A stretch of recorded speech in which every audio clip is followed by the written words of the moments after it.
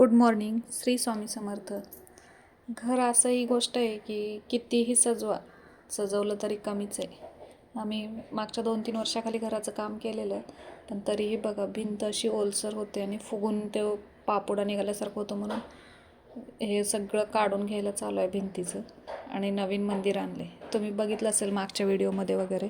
मस्त असं मोठं मंदिर होतं, पण ते आम्ही गावी पाठवलं, कारण यज्ञेश छोटा असल्यामुळं तो देव घेऊन त्यांना बिस्किट खाऊ घाल, कुठं काय कर, त्याचं चालू होतं. म्हणून नवीन देवघर घेतलं आम्ही. सुट्टीच्या दिवशी हेच कामं लागलेलं आम्हाला. नवीन देवघराला काय पायऱ्या वगैरे नसतात, म्हणून मग ते घरीच पायऱ्या कट करून त्याला चालू होतं तयारी. आणि भिंत ओली होते ना मागून, म्हणून मंदिराला मागे प्लॅस्टिक लावून मोठी सेलोटेप लावून दिली आणि भिंतीला हे मंदिर लावून दिलं. आणि मंदिर कसं आहे ते कमेंट करून नक्की सांगा. आणि स्वामींचा फोटो मंदिराच्या वरती ठेवून दिला. देवपूजा वगैरे करून घेतली.